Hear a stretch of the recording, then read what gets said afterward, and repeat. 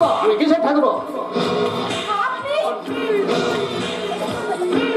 আপনি নয়, তুমি।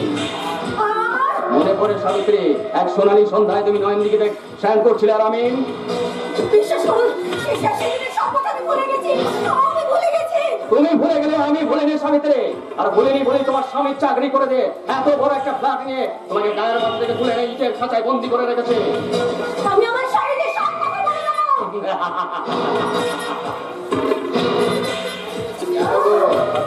বিয়ের আগে বুঝি কেউ শিখিয়ে দেয়নি নিজের স্বামীকে সবসময় সব কথা বলতে নেই? আর বলেও কোনো লাভ হবে না সাবিত্রী, কারণ যে মধুর সাথে তোমার স্বামী হয়েছে আমি চাকরি ফ্ল্যাট আর সোসাইটি। আমার মনে হয় না তোমার একটি কথায় সে সব কিছু হারাতে চাইবে। আপনি এত নীচ। দেশ থেকে না চাইলে তোমার ভাসুর শিক্ষা করে উঁচু মাথাটা আমি নিচে নামাতে পারতাম না সাবিত্রী। তুমি কি শুনেছ তোমার ভাসুর ঠাকুর আবার মদ খাওয়া শুরু করেছে? তোমার শাশুড়ির শরীর কঙ্কালসার হয়ে গেছে। না না না, সব মিথ্যা মিথ্যা, আমি বিশ্বাস করি না।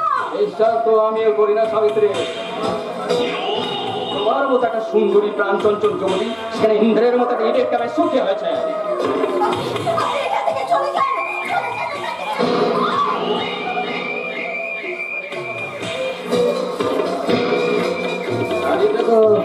আমি সুন্দর